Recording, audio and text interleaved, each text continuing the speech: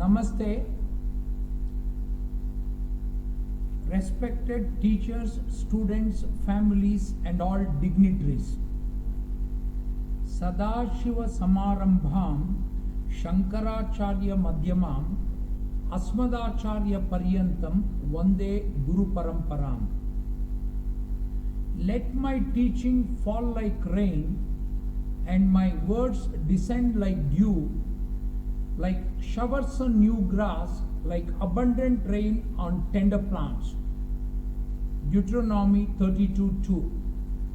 O Allah, honor me by the light of understanding and take me out from the darkness of doubt and open upon us the doors of your knowledge and open upon us the treasure of your recognition, O the best of the merciful ones.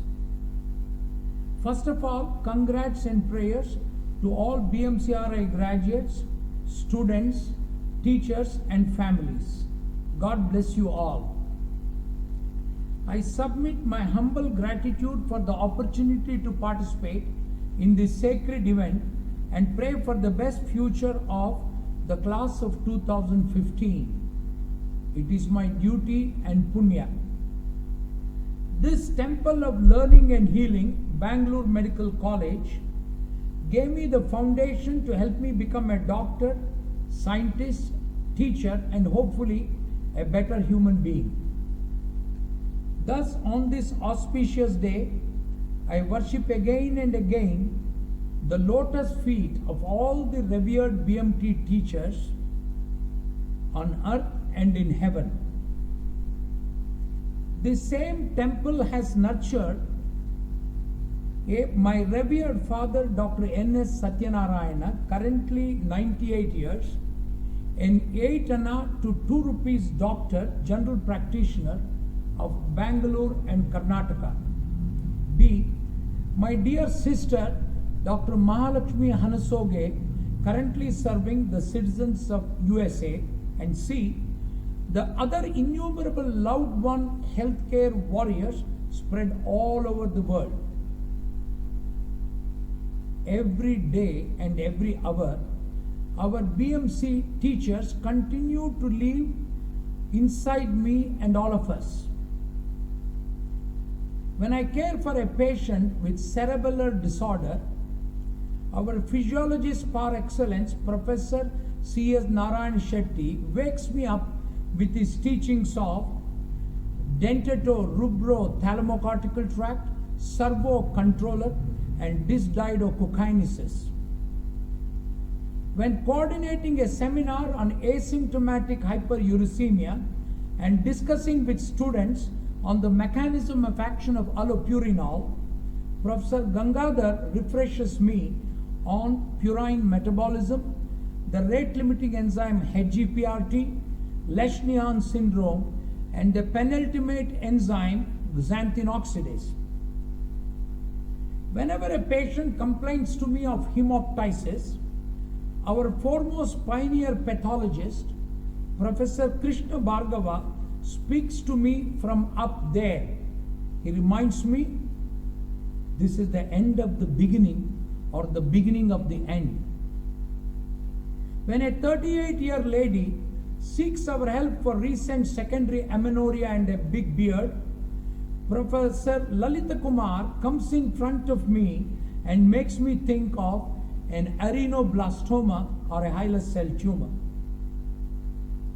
In the very, very few instances where I have demonstrated to my colleagues uniocular diplopia or polyopia, Professor A. Venkataraman reminds me of lenticular dislocation of Marfan's and Marchesanis, parasitic cysts of the vitreous.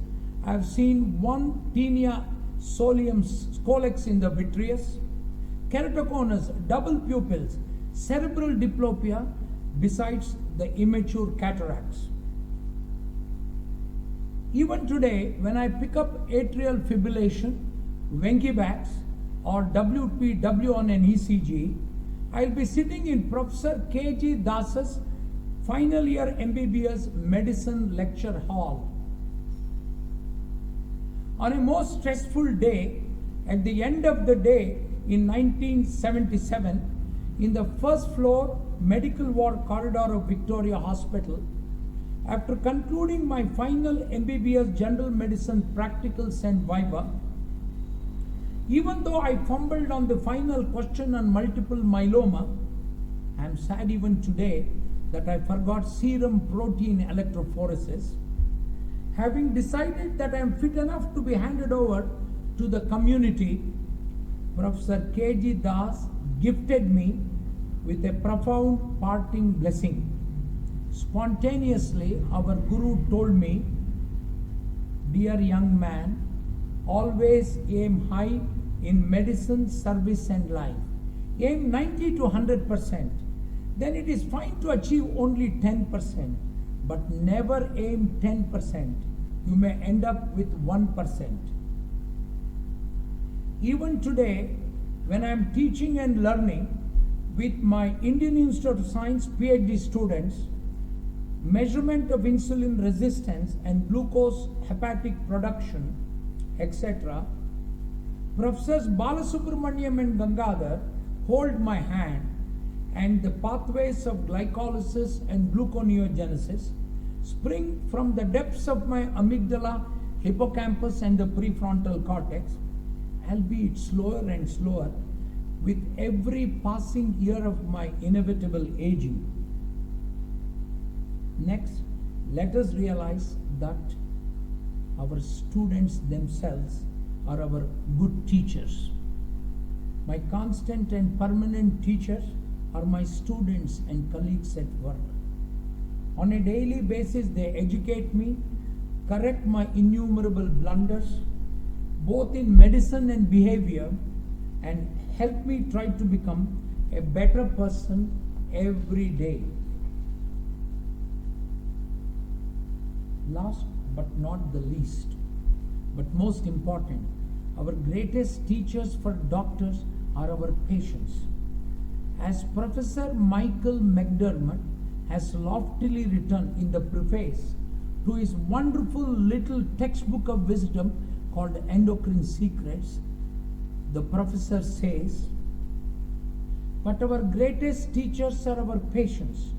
They show us the face, the heart and the soul of disease and recovery. However, I urge you all to learn mostly from your patients, to spend time with them, to show them sincere compassion, and most of all, to show them respect. We should never fail them in this. They deserve no less than the best of our humanity, and regardless of the outcome, recovery, disability, or even death, this is what they and their families will best remember and appreciate." Now, few words about basic science, clinical science, and translational science and medicine to the young graduates. Professor K.K.G. Menon has nicely said, "When nature poses the question, it is basic science. When the user asks the question, it is applied science." Let me add, beauty to blemish is basic science.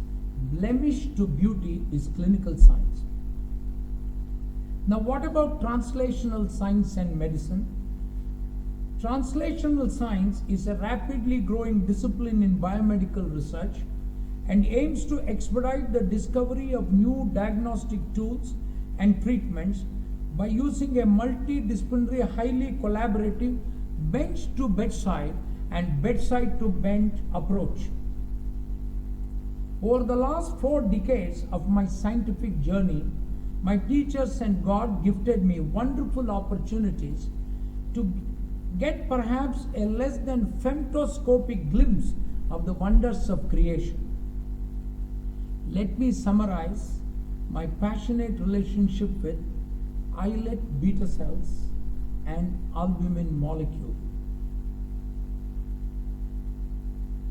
Islet beta cells.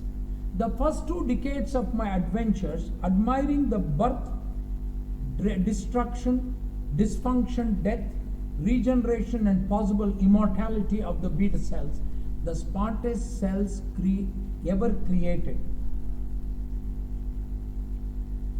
Antigen-specific vaccination against islet cell autoimmunity, eradication of type 1 diabetes, and bioartificial beta cells remain half a century scientific dreams world over. What about human albumin?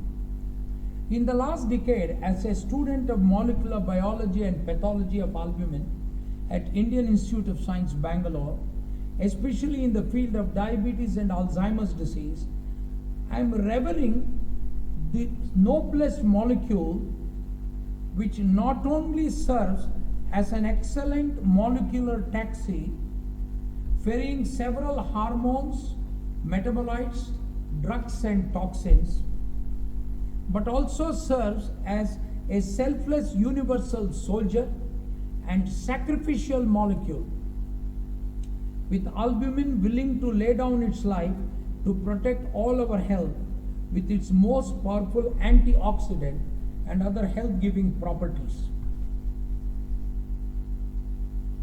Inspiration and Margadarshan. At this time, please permit me to share with you all few universal and eternal greatest thoughts, teachings and truth gifted to us by noble souls on planet Earth. Let me begin with the Upanishadic exhortations of Shraddha hi parama gatihi, Uttishta jagrita prapyavaran nibodhata, arise, awake and stop not till the goal is reached. Nahi gnanena sadrisham pavitram. There is nothing as pure as knowledge. Coming to more recent years, let your life be your message. Be the change you want to be, Mahatma Gandhi. And even more powerfully, be and make by Swami Vivekananda, meaning thereby that individual transformation is fundamental to societal reconstruction. Now, something special for doctors and scientists. A doctor is a student till his death. When he fails to be a student, he dies. With Sir William Osler. If you enter the portals of Joslin Diabetes Center, Harvard Medical School in Boston, you will be greeted by the engravings of Dr. Sri Charaka and Sushruta. Then you will read a very strong inscription. Learn as if you were to live forever. Live as if you were to die tomorrow. From Isidore, Archbishop of Seville, a favorite of Dr. Eliot P. Joslin, the world's father of diabetology. If you then cross the Charles River and enter the city of Cambridge and walk inside the hall of Massachusetts Institute of Technology, you will be greeted by one more inscription. Science without religion is lame. Religion without science is blind. Dr. Albert Einstein. Many of you may never have heard of Dr. Yallapragada Subbarao, an unsung Indian-American physician-scientist ignored for Nobel Prize despite his numerous life-saving discoveries. His discoveries included the isolation and function of adenosine triphosphate ATP, pteroyl glutamic acid or folic acid therapy, development of methotrexate, a folic acid antagonist, the first cancer chemotherapeutic agent, the discovery of chlortetracycline, aureomycin, subamycin, diethyl carbamazine, hetrazan and more. He moved from Harvard University to lead the Lederle Laboratories in New York and merged with God at the age of 52. Several of his students became Nobel laureates. Below his bust in Lederle Laboratories is engraved Dr. Subbarao's central message to humanity: science can only prolong life, religion deepens it. Now a final one from Professor N.V.C. Swami, former director IIT Madras, who subsequently devoted his life to teach Bhagavad Gita and Swami Vivekananda. Professor Swami advises all of us, have your feet firmly grounded in science. Hold your head high in spirituality. Success and failure. A word about success and failure. Do not worry, all of us go through them. They are immaterial. Lord Krishna has advised us, karmanyevadikaraste ma paleshu kadachana karma pala hetur burma mate sangosva karmani. Your right is to duty and duty alone, but not to the fruits thereof. Let not the fruit of action be your object, nor let your attachment be to inaction. Remember Lord Krishna's teachings of karma, bhakti and gnana yoga. The Lord tells us that even if one were to ascend towards becoming a gnana yogi, still we need to climb down and dedicate ourselves to loka sangraha, atmanu mokshatam jagaditaicha. A word about India, the land of Bharata. Dear young doctors, go anywhere in the world, any moon and planet under the sun, and all of you must go even for a short time, achieve and conquer. Still, Bharata will be the best country, best culture and best people. Make Bharata great again. Help Bharata regain her ancient heritage of science and spirituality and Vasudhaiva Kutumbakam. Remember, Janani Janma Bhumischa Swargadapi Gariyasi. Dear friends, let me come down now to the earth and move from philosophical to practical. What are my practical suggestions to the future young physicians, scientists, teachers, social workers of Bharata and the world? Remember, each one of you is a Bharata Ratna. Roughly divide your life of 90 to 100 plus years into 3 phases. Phase 1 to 30 years. You have already learnt and excelled, sky is the limit. In this phase of life, you are worshipping Sri Saraswati, Sri Sharada. Phase 2, 31 to 60 years. Continue to learn, work and serve. Make tons of money in lakhs, in crores, not lakhs. But also start giving, trying to give. Give only 10% or tithe, as they call in the Torah, of what you earn to your poor fellow citizens. Enjoy the remaining 90% of your earnings. In this phase of your life, you worship both Sri Saraswati and Sri Lakshmi. Only if possible, give more than you take. Try. Atharva Veda says, Shatahastra Samahara Sahasrahasta Samkira. That is, earn as if you have 100 hands, but give as if you have 1,000 hands. Sanatana Dharma tells with typical coolness, give if you can. However, John D. Rockefeller has been more direct. He tells us, think of giving not as a duty but as a privilege. Let me remind, Rockefeller was also inspired by Swami Vivekananda.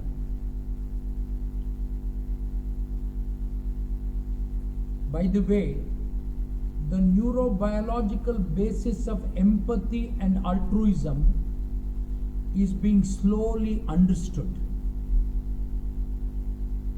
The concept of the helper's high arose in the 1980s and has been confirmed in various scientific studies since then. Helper's high consists of positive emotions following selfless service to others, greater health and increased longevity and even freedom from diseases are associated with this psychological state and proved scientifically. Generosity, selflessness, and an extended sense of self favor our collective ability to confront successfully the environmental and even survival challenges that we face on our planet. Finally, phase 3, 61 to 90 to 100 plus years. Continue to learn and work as much as you can. Serve, give, and march towards peace and eternal bliss. In this phase of life, you worship the God in yourself, the individual Atman and the universal Brahman. Thank you all.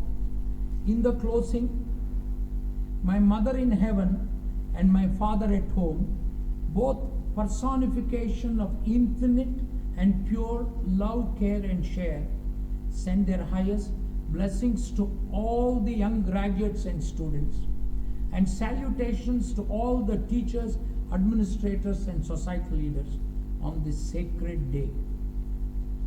Satyam Gnanam Anantam Brahma, Satchidananda Swarupam Brahma. Pranams, Jai Bharata, God bless you all. Chidananda Rupam Shivoham Shivoham, Chidananda Rupam Shivoham Shivoham, Hari Om. Thank you.